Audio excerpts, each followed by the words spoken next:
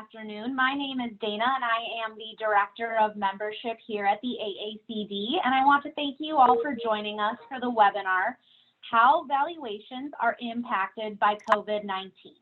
Before we get started, I have a few housekeeping items to go over.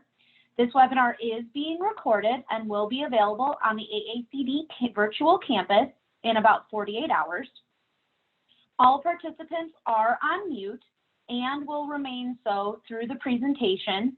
And if at any time you have any questions, please feel free to use the question and answer feature. After this webinar concludes, you will receive an email with a survey that will ask you a few questions about the experience and the content. Since we're just bringing back webinars, we ask that you take the time to fill that out so we can continue to improve as we host additional webinars. Now let's learn a little bit more about our speakers today, Charles Loretto and Christy Ratcliffe, CPA, CVA. Charles Loretto is a registered investment advisor, partner of Kane Waters and Associates LLC, CWA, in charge of new client services, and the founder of National Dental Placements, NDP. Soon after joining CWA in 2001, Charles recognized the gap between the graduating dentist and established doctor, so NDP was launched in 2005. Although the service lines have evolved, the goal has not. Charles is passionate about practice ownership and drives NDP to help dentists with their transition needs and help young dentists become owners. Christy Ratcliffe is a partner of NDP and oversees the valuation and consulting services line. She is a certified public accountant and certified valuation analyst and utilizes her unique background of accounting, consulting, valuation, and relationship building to assist NDP clients as they reach their transition goals. Christy is passionate about education and believes the greatest asset when facing an unknown experience is data. Her goal is to empower clients with information they need to feel confident that they are making the right decision. Charles and Christy have spoken to over 12,000 students and residents from 36 dental schools, and their team helps approximately 150 clients annually with their transition goals. In addition, in 2018, they began a podcast series, Transition Talk, so they can share the wealth of knowledge gained over the last 15 plus years helping dentists transition into and out of ownership. Their extremely popular 56,000 listens and counting podcast provides guidance, tips, and real-life scenarios, both good and bad, to help young dentists navigate the sometimes messy path to practice ownership. We're really excited to have Charles and Christy on the line today, so I'm going to turn things over to you. Charles and I are so excited to be talking today. We wish we were talking to you next week at the scientific session, but as we all do our part to try to stop the spread, we're going to be here today. And our goal over the next 45 minutes or so is to talk about valuations and transitions, not only in general, but clearly how they're being impacted now. I don't think that anyone would argue with me when I say that valuations and transitions are emotional and they're complicated just outside of normal, the COVID-19, and this is adding an extra wrinkle. So it's definitely not only those that are considering valuation and transition now, but those in the next 2 and 3 years, 2020, how COVID is impacting and how the economic impact of COVID is going to impact your practices once they reopen, because they will reopen. It is really going to impact transitions kind of as we move forward for the next foreseeable future. So my lovely partner here is going to walk us through kind of what we're going to talk about today, but we're both really excited to be here and sharing this topic with you today. Yeah, and first of all, I know that just like you at home, you probably haven't even taken your shower today, but this is the first time I've had the hair gel in the hair, for the last about month. So as a guy that's been on the road for almost 20 years of working at Kane Waters and going to dental meetings and, the last 15 years speaking, at meetings, this is definitely unusual for me. Been home for a while. Yeah. It has been tough. And in the last, since about the around March the 20th is when, most practices have obviously, completely shut down. And then Arcane Water's business has gone with inquiries just through the roof. So when I say I've spoken to hundreds of dentists in the last 3 to 4 weeks, Saturday, Sunday included, pretty much my day starts, roughly at 7 and finishing sometimes, at 10 p.m. It's talking to dentists. And because for the first time for many of them, they've got more time on their hands than they've ever had. And now all of a sudden they're starting to reflect on their life. They're reflecting back on their business, a lot of their business decisions, just how their accounting is set up, tax planning, what kind of cash they have in the bank. They are truly reflecting on their business. Yeah. And so Christy and I, we were scheduled to speak obviously on this topic of transitions. And we speak on this topic literally on a daily basis, the clients that we're working with or prospective clients. And so we wanted to put this presentation together to get you some insight to what and how we would approach the value of your business with this kind of unusual circumstance of it being shut down. And so big picture, let's just go back over. When we think about the value of a dental practice, it's a service business. So let's just start from the beginning. We're talking giant, big picture, $1 million practice. And what is it worth? The thing is worth money. And the question is, how much is it worth? And that has to do with its profitability. So Christy's going to give us a recap of how businesses are valued for a few minutes. When you think about the valuation date and its impact, it's no different than when we perhaps represent a buyer or a seller through this transition process. And perhaps in 2019, we have could be a buyer and they're looking at a 2018 valuation. And if I see that 2018 valuation and I'm in January or February of 19, it's solid. I can definitely take a look at that and see how they did their valuation. If same token, if I have a 2018 valuation date they used at 12/31 and now I'm into December of that year, then that practice data from evaluation is outdated unless I can see of all of 19 that the numbers of the practice from a collection and overhead basically mirrored what the evaluation person did between the calendar years, probably 18, 17, and 16. So certainly want to talk about the date and the impact of valuations, because obviously this year it's going to impact, not just how you look at this, but your buyer and certainly the bank. When you think about how many years is this thing going to, take into place, we'll spend some time on that. I've got some examples coming up of looking from a valuation standpoint and kind of the years. So we'll have some discussions, on that. If you've already got a practice that's been evaluated or it's in the process, we want to spend some time there to talk about, are we going to use the 12/31 numbers? We were planning on doing the evaluation in June. How is that going to impact this process? So you're probably one of two things. If you're on the webinar today, I'm thinking about bringing somebody in, this year in 2020. I already got somebody in the practice. I've already agreed to maybe some terms, and how is this going to impact that? And so we'll certainly spend some time on that on today's lecture. If you're searching for a buyer, we need to talk about just the conversations you have, what's realistic that we need to think about, what your production or collections would need to be towards the end of the year.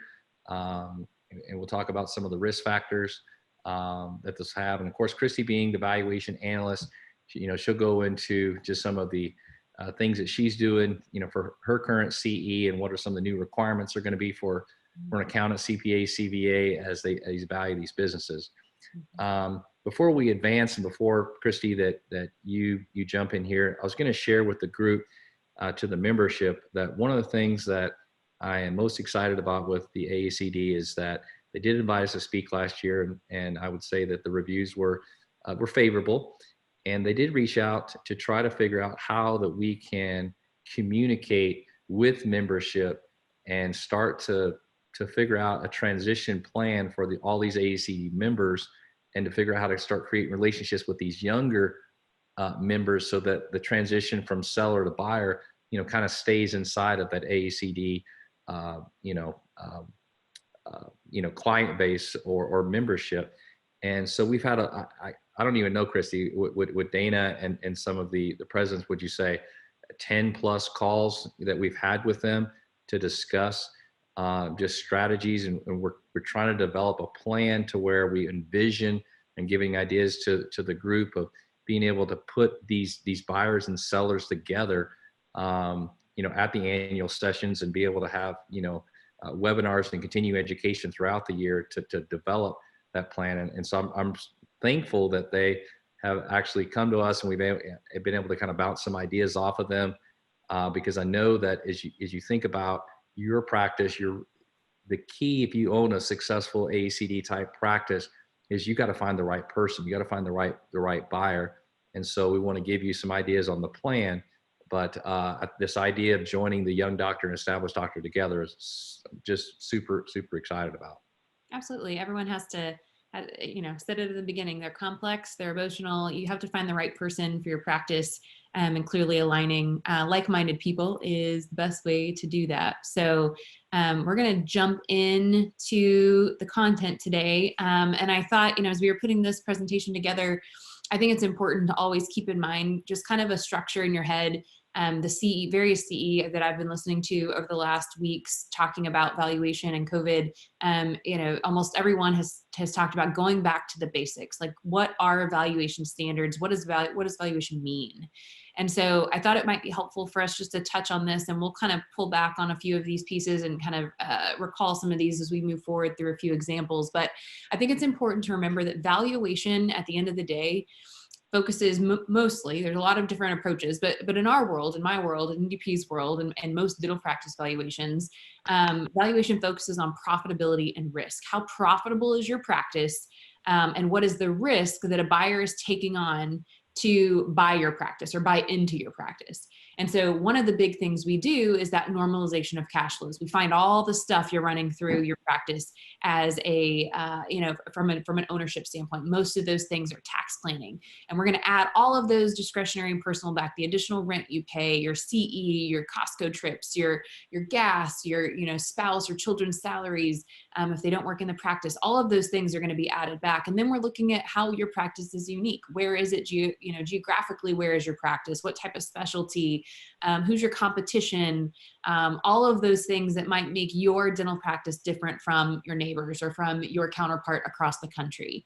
And then we take that practice. Another thing that's very important, and then we'll talk about a few times today, is when do we value your practice, right? Most valuations are going to take your practice at a snapshot in time. So 12/31/19, we're going to take your practice and value it at that point. And we typically do not take into account anything that happens after. So everything that's happened historically, we're adding up, it's culminating in this profit and this practice value. And then whatever happens in the future, a buyer has to look at that and assess that. So in Charles's example, we talked to buyers who have valuations that have been done as of 12/31/18. We're now in 2020. They give us the valuation. They say, hey, what do you think? And I always say, well, looks great for 2018, but what happened in 2019? And that picture can change. And if the picture hasn't changed, right, and the gap between the valuation date and where you are, you can rely on that value.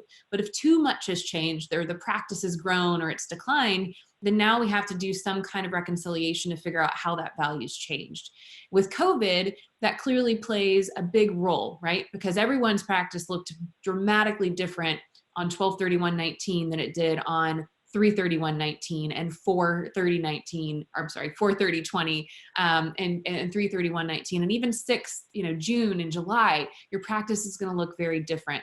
And so what valuation standards require us to do for any valuations that we're issuing right now as of 12/31 is do what's called a subsequent event.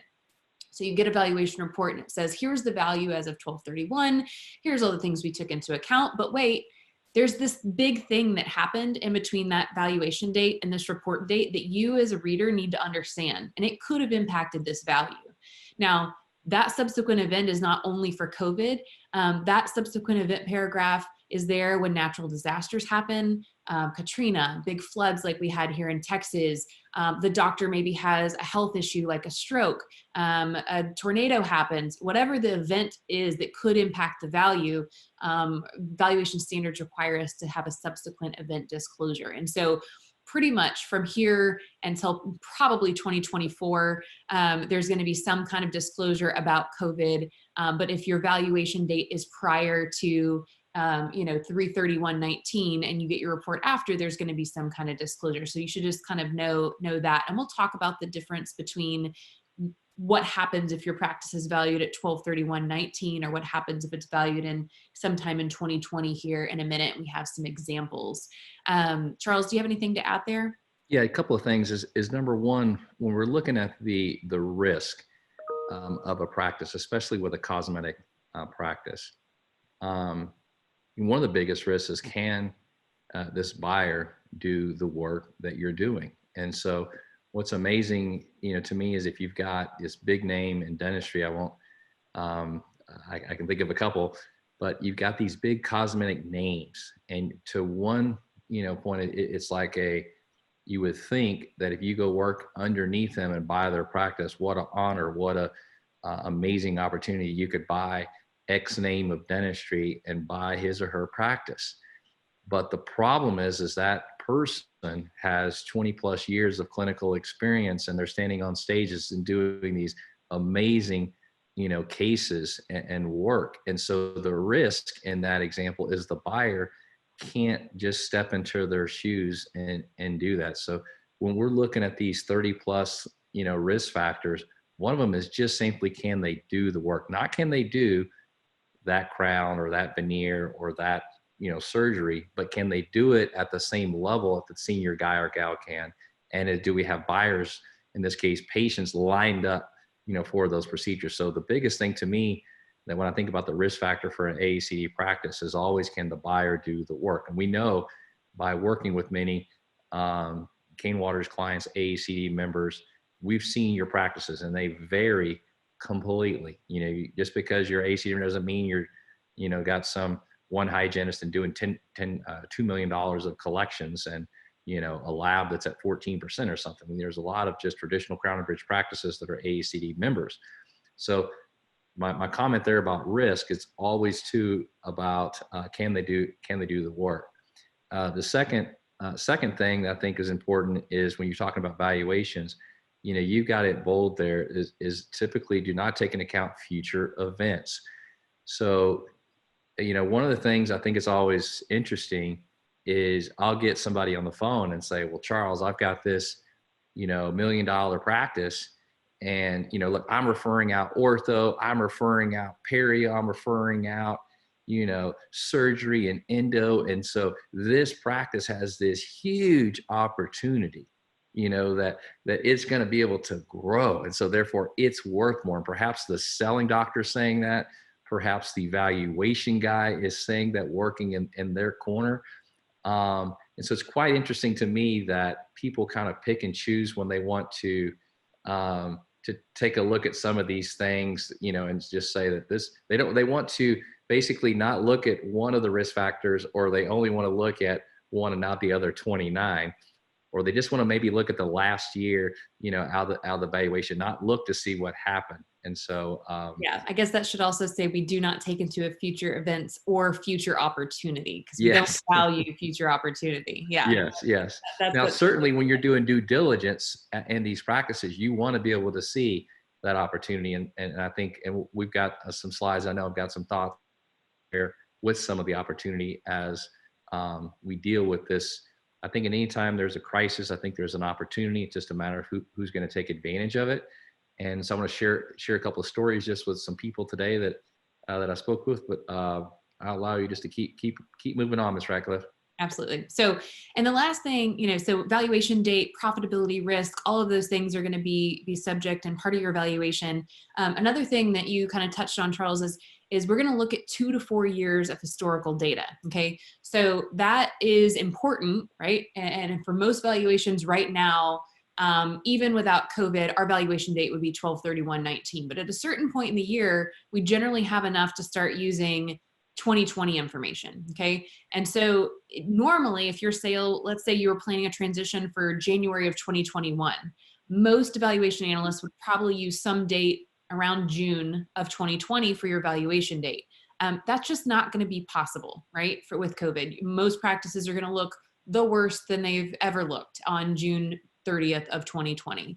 But that problem is not just in 2020. If you're doing a sale in 2022 or 2023, because evaluation standards require us to look at 2 to 4 years of historical data, 2020 is going to be in there. And so it's important to understand that a good valuation is going to not look at just your last year. And sometimes not even your last 2 years. There absolutely are times when only 2 years make sense, but they should be reviewing 2 to 4 years and then weighting each year based on what's happened. And in a normal situation, the most recent year is the most indicative of how your practice is going to do moving forward, right? In January, we all thought 19 is probably what our practice is going to look like or better in 2020. And that's just not the case now. And so understanding how those historical years are going to look in 20 and 2021 and 2022, and ensuring that whomever you hire to do your evaluation or to look at your practice transition understands 2020 and understands how to utilize that and what weight to place on that is going to be really critical. And we'll have an example and we can talk about that today, because clearly there are things that are not, that are different in our world today and a lot of unknowns. And so I'll also caveat as I move on and turn it over to Mr. Loretta. I think I'm going to take the next slide, but before I move on, I want to say I understand that things are changing daily with what we're going through, and there's a ton of unknowns. And we are living and breathing this every day as you are, and kind of taking it one step at a time. And so everything we're talking about today is, I think, an educated hypothesis of how things will go. And clearly, the longer your practices are shut down, the bigger the impact, and we understand that. But a lot of these valuation standards and how valuations and how transitions work is going to continue. So I want to look at an example of what a practice might have looked like pre-COVID, right? So if you look kind of on the left side of your screen, you see 2019, 18, and 17. So if I was doing evaluation of this practice, those are generally the years I'd look at. We might have 16 in there. And if you look at this practice from 17 to 19, started off at 1.4, kind of grew up to that 1.5 level. And that overhead kind of varied, but right at that 55% mark is where it landed in 19. So that practice, after we normalized it, netting around 675,000. Okay. On the right side of your screen, what you'll see is this is the estimated valuation. So this is the valuation, and this is what a model would typically look like, right? With a lot of assumptions underneath here to complicate this, but the weighting you see at the top is generally how we would weight these, right? The most recent year gets the heaviest weight of an average, and then each older year is going to have a little bit less weight. And what the result of that is that weighted average that you'll see down that far right column, that 1471. We like to use weighted averages in valuation because it basically says, hey, I'm not just going to take the last year, and which is often probably your best year, and say this is what it is. I'm going to show some growth. I'm going to be conservative. We valuation people love to be conservative. And so the weighted average of collections was around 1.47, and that net cash flow, that profitability of that business with a 56% overhead is roughly 650. So if I were to put this through our valuation model, assuming a cap rate, the valuation for this practice with this set of risk factors is roughly 1.214 million. Okay. And so that value pre-COVID for this practice, which is probably in an urban area and probably pretty updated, kind of given the high value there, is around 83%. Now, a lot of our doctors that we're working with currently have a valuation that was as of 12/31/19, and the number one question I'm getting is that number still right? And that's from both sellers and buyers who are coming to me with these valuations that say, is this number right? Like, do I pay this? Do I not pay this? Like, how do I know? And we don't know, right, yet. But in the next slide, and I'm going to hand it over to Charles, because I know he has something to say. But and we're going to try to show you what we think. But there's with a caveat that time is going to be the biggest teller here. Yeah. So one of the things that if we take a look on this left side here, so if somebody were to approach me, so it's both buyer and seller. So let's assume first that it's a seller, and they say, "Hey, I'm thinking about bringing in a partner." I'm going to ask questions. So I'm going to say, "Send me your financials," and I would do a quick kind of a due diligence and normalization process that Christy has done here to determine your $1.5 million practice has a cash flow of 675. And I'd ask questions: are we looking for a partnership or 100% transition? Well, I'm thinking about maybe a partnership. Okay. And so the next question is, how many chairs do you have? 4 chairs. I'm working in 1,600 square feet. What about new patient flow? About 10. What are you referring out? Nothing. I've been doing dentistry for 25 years. I keep everything in-house. How far is your doctor production booked out? It's not really booked out. How many hygienists do you have? I've got 1 hygienist, and she's doing, 150,000 out of her chair. The rest of it is doctor. And you're looking for a partnership? Yes. Doesn't make sense, because the numbers aren't there. You don't have the right new patients. You don't have the chairs. The cash flow is saying yes. And maybe your financial plan, and maybe you maybe want some more time off, but some other factors in there you just got through telling me doesn't make sense. Now I look at this and say, I've got a beautiful, consistent 1.41415 practice, nice, beautiful overhead that is yielding 45 cents on the dollar. And then that same story is, I've got 40 new patients a month. I'm referring out these procedures. I've got 6 7 chairs available, and I'm only utilizing maybe 4 to 5, and I'm referring out these procedures, and I do no external marketing. And so my thought process is to bring in this associate. And so when we're seeing these numbers, they start telling stories. But it's not just these numbers. You have to see the other part of the practice to almost can see that this thing is going to take off, or it's going to struggle. If I was going to purchase this practice, and we used Christy's valuation of $1.2 million, and I was a buyer, I would look at this and say, does this make sense? Well, it's a $1.5 million practice that nets $675,000.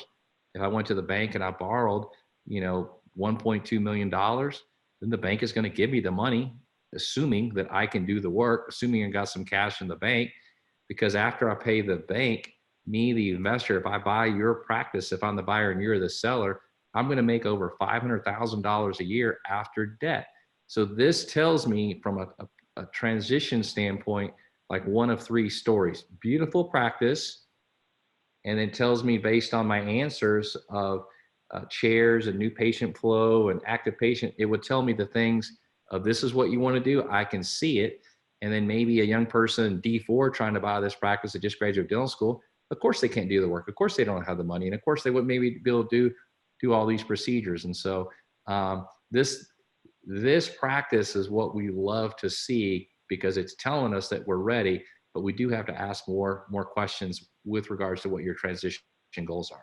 Oh, absolutely. That wonderful interplay between valuation and transition.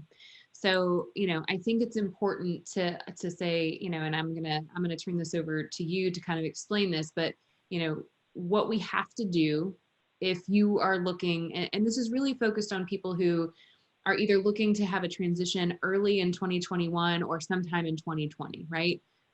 That those people, I think, are in the biggest unknown situation, because we're not back to work yet. We haven't opened our doors. Patients are not coming back.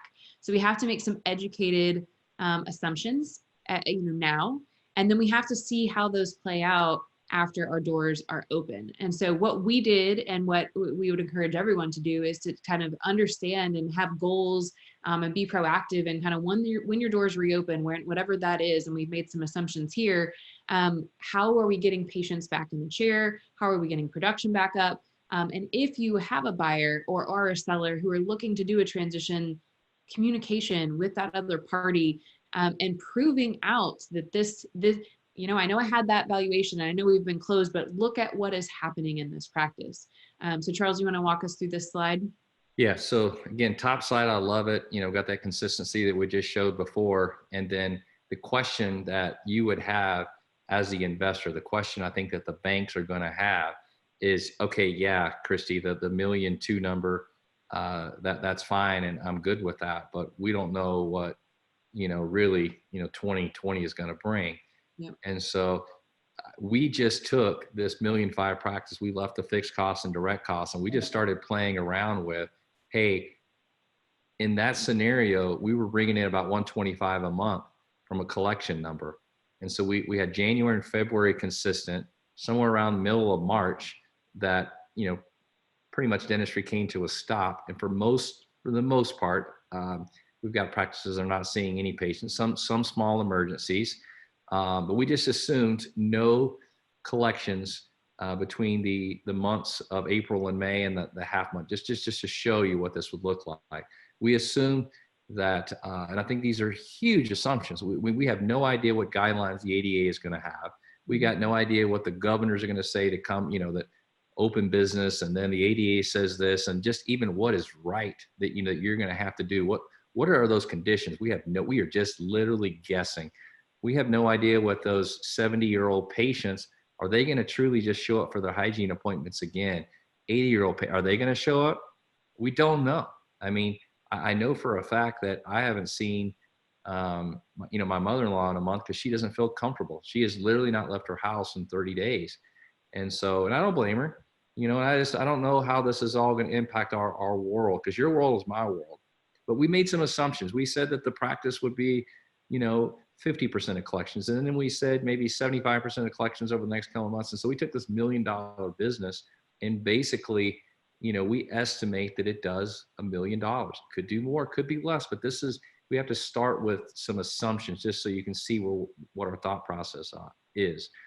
We also can play with that same assumption and assume that our fixed costs are fixed. We can assume we had to bring back some employees and we're trying to time when they come back, but our patient on a per day basis, not quite as full. We're not running a solid eight hygiene patient days. Now all of a sudden we got some 7s and 6s in there. So we still got to pay these people. Now we're just not as efficient anymore.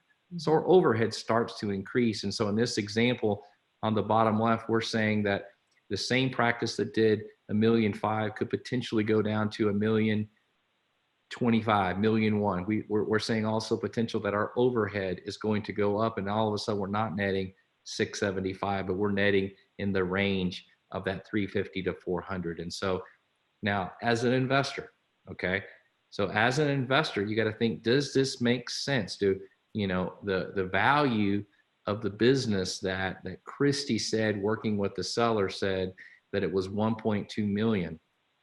And now the practices looks like it's only going to finish out, at $1 million, $1.1 million. Should you pay that amount of money? So as an investor, your first response is no, that's crazy. You'd be overpaying for this. That's ridiculous. Okay, that's definitely a thought, but that's an emotional response. And what I'd want to do, if I'm the investor, if I'm working with the seller or the buyer, if I'm even thinking about it from a bank perspective, can you show me what the most recent months were? In this case, if we go into November and December and your practice is doing 125 back to normal, I can see that your new patient flow is equivalent. It was doing 30 before, now it's doing, 30, perhaps as an opportunity. The guy down the street that was in his 70s that have outdated stuff, the ADA comes out and says you need to have, this mask, you need to have this thing to protect all this other stuff, and you need to have your room set up this way. And the older guy goes, I am so done. I am out. Close the doors, and patients, here you go. I'm telling you that it's just demographics. They're going to be, I don't know, a few thousand practices like that just give it up. That's an opportunity, in my opinion, to serve those patients. I have examples of 2 practices today that I spoke to. They've got their kids answering the phone, and they're dealing with emergencies, the emergencies that every other dentist around town is not dealing with. And they're still putting production on their books and moving, hopefully getting those patients into recall, but they're thankful, but they're in pain. And so there is certainly an opportunity to still market and take care of people. They've got their 20-year-old kids calling those patients and saying, I'm the son or I'm the daughter of the doctor. I want you to know that your hygiene appointments come up. We're working. And as soon as we get the opportunity, we're going to have you back in practice, but thank you for hanging around through this situation. You call me with any emergency. There is an opportunity in every crisis, in my opinion. And so in this case, the opportunity is, does the buyer just say, I'm out because I don't want to pay the $1.2 million? The thing is probably still worth $1.2 million. If you want to wait another full year, associate, okay, but the associate in this example may only be making $200,000 a year. And I clearly can show this basically pacing the 1.5 it was before. Clearly we keep doing it. You're going to make 675 as the owner pre-debt. It's a risk you got to take. And this is, in my opinion, worth taking. So if you're the seller, we can't just take these numbers and say, hey, it was $1.5 million in COVID, and we're in, July and August, we're doing 75% of the actual production and collection. But hey, this is what it was before, so you owe me $1.2 million. I don't think that the bank or the buyer or seller are going to be on that same page, because I do want to see that consistency and that bounce back from practice. So as I see this, and we were kind of coming up with this is where my passion and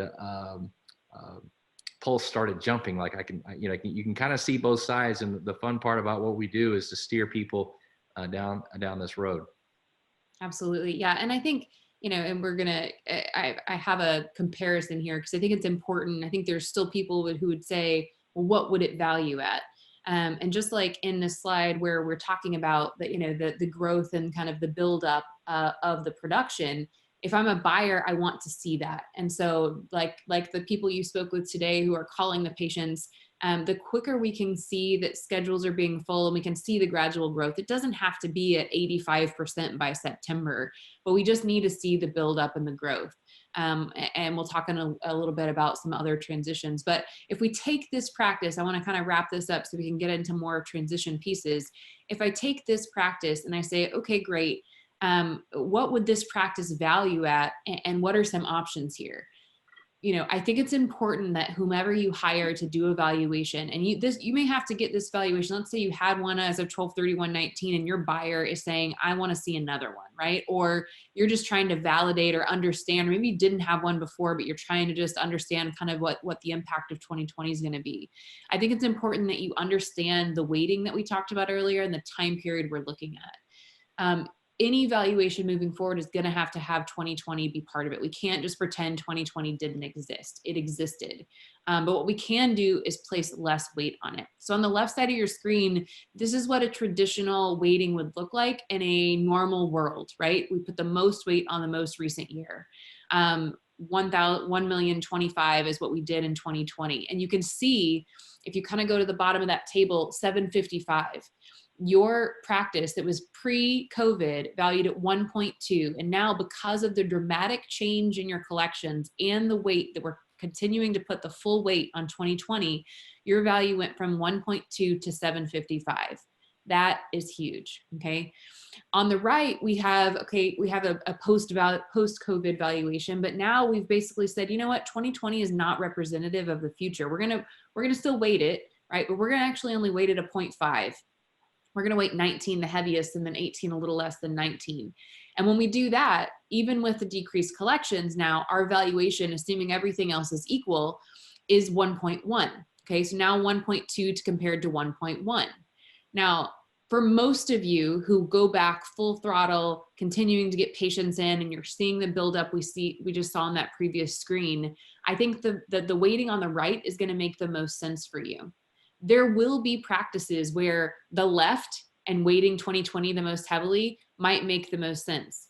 And that's going to be for those practices. I've talked to several people who want their doors back open and they want to see patients again, but this has also shown them that maybe some time off is nice, and maybe they're at a point in their world where they can only work 3 days instead of 4 days. And so when they reopen, they're going to reopen at a slower pace, and that's going to be a decision that they're making for themselves, right? And at that point, now your 12, 31, 19, that 1.2 is not right anymore, right? Even if you're building back up, you're not trying to build back up to that $1.5 million practice. So there will be, individual circumstances where your valuation team is going to have to know all of those things that Charles just talked about. And it's where valuation and transition collide. What is your practice? And it's going to be so important now in a post-COVID world of figuring out what the value of your practice is. In most valuation worlds, you don't look at monthly numbers, you look at annual numbers because you care how the practice did overall. It's going to be critical that we look monthly in 2020 and even in early 2021 until the practice is back up to where we want it to be. And as a buyer, if you're going in to buy a practice, focusing more on the big picture and seeing the growth and understanding what your seller is trying to do to bring it back up to that level is going to be really, really important. And so, if you are a seller and you want to sell and you're not willing to kind of wait and for whatever reason you need to make a sell, if you look at the right side value, the difference between a 1.2 and a 1.1, it's $100,000. It's a lot of money. But you as an individual may make a decision that, I'm willing to kind of, I don't want to wait anymore. I want to go ahead and agree to this number and know that the buyer is going to have to do now the work to kind of continue to build it back up to what it was. So I think it's just important, in this world that we're now entering, is valuation. Yes, it's historical numbers, but there is a story there, and that story really matters to make sure that we're moving in the right direction. So just commenting there, I agree. It's a 1.2 from a 1.1, so it's $100,000 difference. So many times the seller will say, well, that's just wrong. It doesn't feel right. And you can always say, hey buyer, I know that the value came in at 1.1, but I really want 1.2. And if the buyer is willing to pay, that's okay. And if the bank is willing to lend for that amount of money, that's okay as well.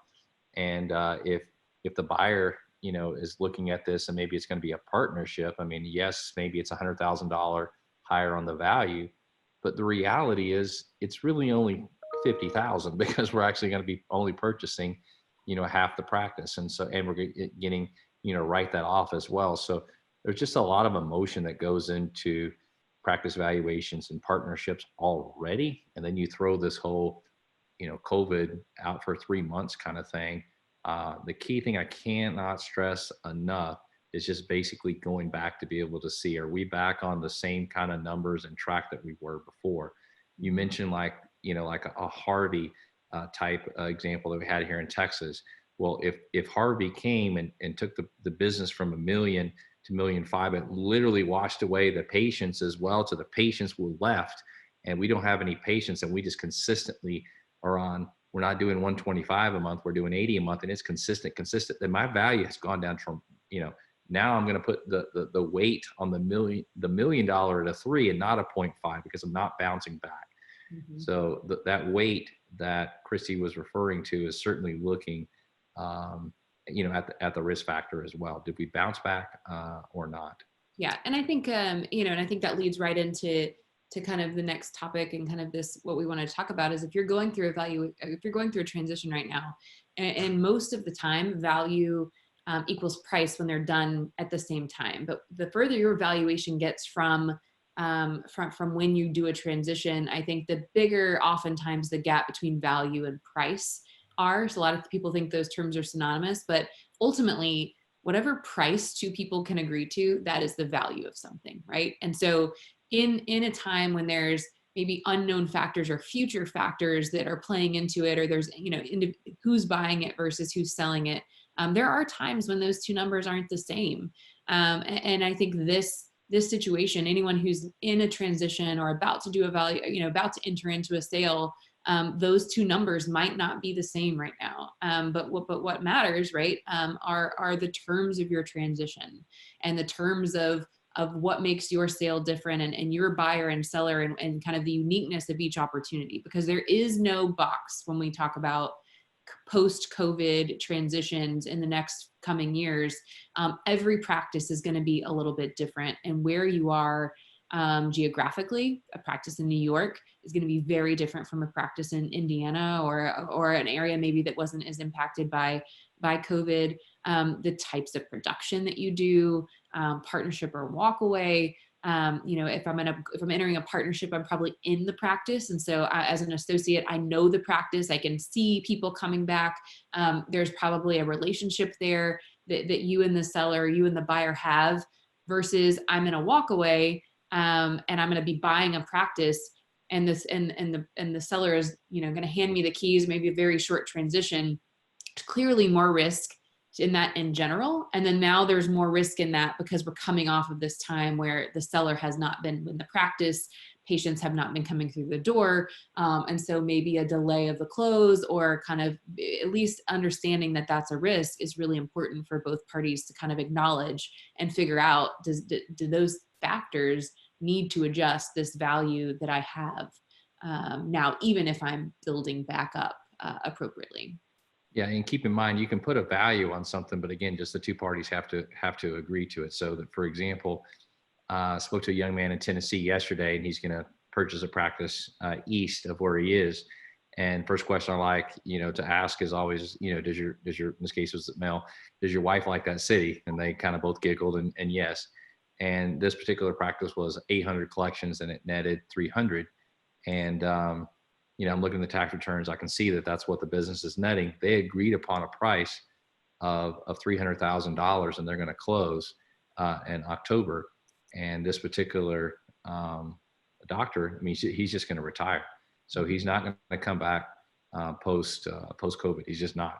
So it's outdated practice. So we've got to look at what, the things that we're going to invest in the business. But it's still, even if we think the practice is going to go down, this year and may only do 500, it still makes sense for this young couple, for the number of active patients and all the things that this doctor had been referring out. And based on the demographics, it's an opportunity. So that guy in this case doesn't need evaluation. It's just, he came up with his price, and it worked for basically the buyer and the seller, enough for me to look at it and say, absolutely, this is better than a startup. You got whatever, 1,200 active or 1,400 active patients, whatever it was, and this makes sense. So for that example, they agree, and let's move forward. This example the type of production, he can do it. It's simple, kind of crown and bridge. If it's a super high end practice, then we need to look at that and see the skill set of this buyer. Mm-hmm. Absolutely. Yeah. And again, I think that if you're in this boat where you're looking at a short-term transition, these things impact you more. If 2022, late 21, the practice, you will have enough evidence to show the practice is building back up and where it was, or beyond where it was. And so I think the timing of your transition and the timeliness of that rebuild are really going to be critical for both the buyer and seller to understand that that's going to be at play.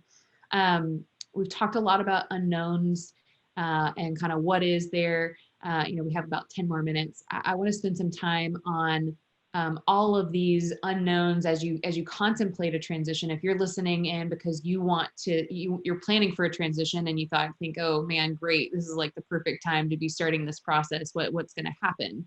I want to talk about these factors, because these factors matter. And Charles, I want you to first speak on kind of the seller's financial and kind of risk tolerance, and kind of if you're listening and you're a seller and you're contemplating this, kind of what the unknowns are to you right now, and kind of what matters as you contemplate transition. Yeah, and I think if Chrissy, we manage our time, I've got 250, so we'll spend 5 minutes on this, and then maybe allow for 10 minutes with Q&A. So just from a time standpoint, Dana, that we'll probably run just a few minutes over. But I know that there's some questions that are popping up. I want to make sure that we get those addressed.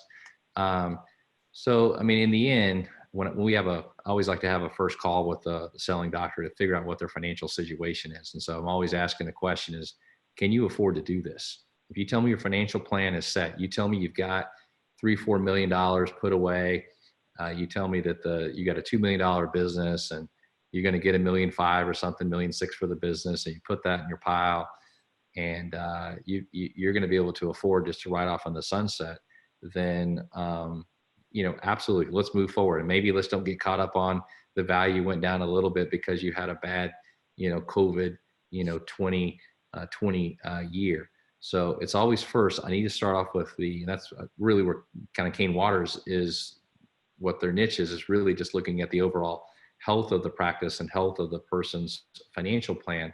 Can they afford to go down this road? And I think what's so important this year is the fact that, now all of a sudden the doctor didn't make, in our example earlier, didn't make maybe a $675,000 benefit. Maybe they're only going to make, 400. Maybe you've got doctors right now that are sitting at home that for the last 30 days, and they're just about ready to shoot themselves because they're going crazy. And they're like, I thought I wanted to retire, and there's no way I want to retire. I don't know. I mean, I can tell you that there are things from a financial standpoint that are going to change for the selling doctor from their perspective. There's going to be the patients that are going to come back to the practice, could be the same. They could be more if we buy the guy's practice, down the street. I don't know. We could open in May 15th. We could open in June. We could open in June 15th. We could open in June, and then all of a sudden only half the patients come back, but we bring all the employees back too soon. And then we brought all the employees back too, and now we're eating up all of our cash. And now we're investing in marketing, but the marketing's not working. So we just truly don't know. But this is, from a timing standpoint, I really think that from a seller, we've got to be able to get through this and get the practice, thriving again. So I can't push you enough to make sure that from a consulting standpoint that you're keeping those patients, aware of what's going on and keeping them active of what your plans are when you open back up. Yeah, and we've talked about patients too, clearly staff, that's important as well in a transition. So if you are in the boat of looking to, transition 100% of your practice now and in the future, you may have staff that are in the same boat as you are, right? That maybe you have an older staff, and some of them choose this to retire and they don't come back. And so now we have new staff that we're bringing in and training. So I think we have to be cognizant that there's going to be a lot of changes to practices that even if you come back full bore and have all the production running, there might be changes. I've talked to a lot of buyers, and I think one of the questions we had in the Q&A thus far is about DSOs. I think all buyers, both private and DSOs, are all in one of two categories. Either I'm going to use this time to continue moving forward. I'm going to do diligence. I might not want to close yet, but I'm going to use this time because I know I want to be an owner. I know I want to purchase. So I'm going to use this time that purchases are closed to kind of make progress and find a practice because I'm confident in dentistry, and I'm going to find a strong practice, or I'm looking at a strong practice that I know will come back. And then there are those that are shutting down completely and they're not doing anything else until doors reopen. And it's all about their risk tolerance and their financial situation, right? Some buyers are financially, kind of a little more set. There may be second career, and they have a high risk tolerance, and they know like eventually I'm confident. And the same is with DSOs that we're working with, right? Some have halted all operations, and some are not looking at any practices right now, and some are continuing to do diligence. And so I think you have to know that the individual's tolerance and kind of personality and what they're looking at and their confidence level and their familiarity with a practice, or their skill level, or their ownership, acumen is going to be a big part of the practice. And so, for the individual who ask about DSOs, they're going to look at it something just like an individual person would look at, and they're not going to price it for it, right? They're going to look at something, they're willing to buy something that they think has opportunity in the future. And that goes with referring things out, or growing it, or expanding it, or making it better, right? I mean, I think that's what most people are looking to buy something and to improve upon it. So a big question we get all the time is about banks. Will banks lend these kids some money? That's my common question I get at our transition lectures. And the answer is 100%. And how is COVID impacting lending today? Mm-hmm. We're in communication with all of these major banks, and they are 100% a go. Now, I can tell you that if we go all the way through June 30th with zero financials, then the sales guy that works for the bank that's saying yes, I promise you there's a risk department that's behind the scenes that wants to see basically the same thing I've been talking about, is they want to see the practice bounce back. But as of right now, all these major banks that specialize in dentistry, full force, like all in, bring me as many buyers, refinance this, lines of credit, they are willing to lend to dentists because your success rate is so high. Yep, absolutely. Another question that we had was, is this specific to any particular specialty, what we've been talking about today? And I think this is across the board. There is certainly risk for each different specialty that are going to apply in evaluation or a transition, but kind of what we've been talking about today is kind of globally from an overall transition standpoint. I think all practices are on a pretty even playing field. I mean, there are certain practices that may be less impacted. Charles, we were talking about, the endo or kind of oral surgeon who maybe is seeing more emergencies anyway. And so they're able to have more production right now than maybe your general practice that has a more typical clientele. But I think that for what, in our opinion, these are global discussions that are going to impact every practice if you're looking at a transition. And certainly all of these unique risk factors are common among specialties. Yeah, you see like in orthodontics, right now. So, orthodontic practice that may have 2 million from a collection standpoint, they have basically probably 1 million, 3 or 1 million 4 in contracts. So they're constantly still getting money, and they're constantly in this case, they've got probably 500 or 600 kids in braces. So they have to go back. It's not like a hygiene, like, I'm just going to miss the hygiene visit. They have to go back. So so for them to get in there, you're not going to see, much of a decline there. You're going to see a decline on production, but at least that'll get their collections, are still going to be solids. But from a valuation standpoint, we'll have to look at orthodontic practices differently as well. So like you said, Christy, for the most part, it's a service business. We're going to have these same numbers across the board, same risks that we'll look at to determine how COVID impacted the practice. This is a good question that we didn't touch on, so thank you. It says, would you recommend seller financing right now? And would the interest rate on a seller finance deal be higher due to the potential greater future risk? We have, as I said in the beginning, I think from my perspective, and Charles, I know you have an opinion here too, I think that we're not in a box. I think every transitions, we're going to have to figure out what works. I don't think that, there are certain situations where people have to have 100% seller financed deals because of a buyer and a seller. Clearly that's risky for the seller, and there are times when that makes sense and times when it doesn't. I think in this case, it depends on what you're agreeing on, right? If you as a seller are wanting your pre-COVID value and you're needing to sell before that can be proven out, there are things where, there are situations where I've seen, and it hasn't happened yet, but I've seen proposals where there's 80% of your value, for walkaway sales, 80%, I'll give you 80%. And then I want the seller to finance the other 20% so that they're at risk and they're there and they can prove out that that practice is going to come back. So I think we might see more creative transition structures. I think we might see more seller involvement to prove out that that practice is going to come back. I don't think you're going to have to do it. I don't think it's a situation where lending is going to say, we're not financing anymore. But, I think it's going to depend on the strength of a practice before COVID, the profitability of the practice, and then again, that growth as we come back.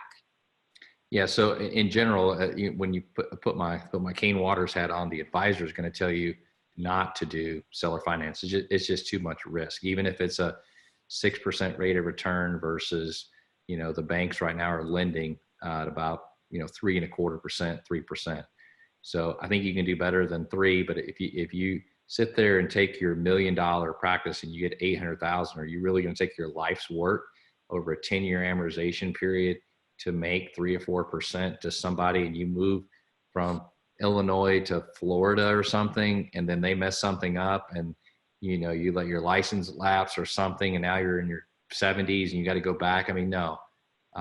If it's the $1.2 million value and the bank only wants to lend $1 million, as Christy said, maybe you get the $1 million, you pull the money, the equity out of the practice, and that you carry, $200,000 on it, and it's some you feel really good about it. I understand, and that's pretty common. You'd have a separate promissory note in that example, and then we guide you through that. We've certainly seen that in many valuations, but it's typically something unique about them, and something where the two examples would be in Washington, D.C., where you see practice evaluations maybe are really high, or in orthodontics. The $1 million collection orthodontic practice, the market value is $1 million. The bank says, nope, I don't care about market value. I'm only going to lend $850. So the bank gives $850, and the seller guy or gal basically holds the note for $150,000 with kind of similar terms. So I do think that you potentially see that. The longer that and the worse that this impacts our practices in 2020, I do think that you're going to see some type of seller guarantee or portion of the price being held by the seller this year for sure. Yeah, and then I think we have time for one more question. So I got a question from a buyer, and if we didn't get to your question, just kind of to let you know, if we didn't get to your question, our contact information is on the screen. Feel free to shoot us an email, and we can get you that information. National Dental Placements, there's a contact form. It comes directly to me and Charles. I'm happy to give you, answer any questions that are unique, or kind of if we didn't get to your question today. But the last question we're going to get to today is, as a potential buyer, does it make sense to wait 1 to 2 years in order to evaluate how the dental economy does?